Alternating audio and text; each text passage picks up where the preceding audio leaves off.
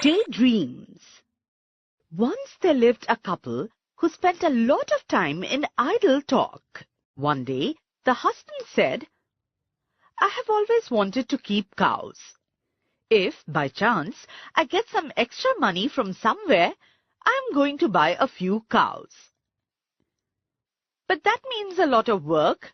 You have to feed the cows, walk them, bathe them, milk them.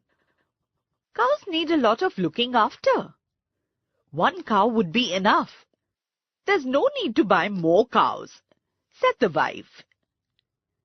"But think of all the milk we'll get if we buy more," said the husband. "That's true," the wife agreed.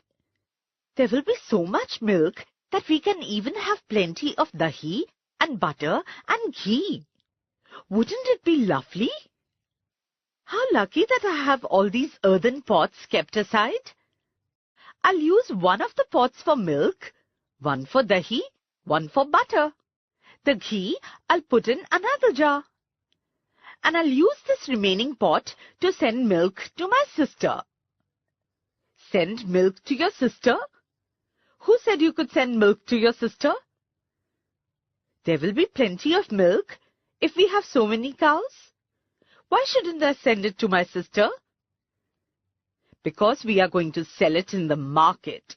That's why. I will decide what to do with all that milk.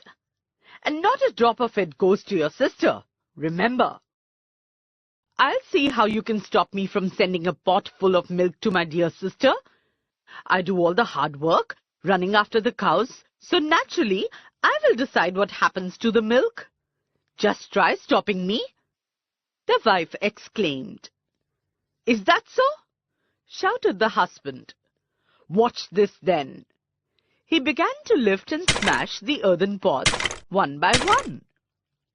His wife began to scream. Gopal Bhand, who was passing by, heard all the commotion and rushed inside. When he heard what had happened, he picked up a stout stake that stood in a corner and began to swish it through the air and pound it on the floor. The husband and wife were both astounded to see his antics. "What are you doing?" they inquired. "Move aside," said Gopal Bhand. "I have to drive away your greedy cows. You have let them wander, and now they have ruined my field of beans and cucumbers. Oh, my lovely field of beans and cucumbers!" "But you don't have a field of beans and cucumbers," said the husband. As soon as he said that, Gopal Bhand stopped wielding the stake and looked at him with raised eyebrows. The husband and wife understood what he was trying to tell them. Can you tell what he wanted to say?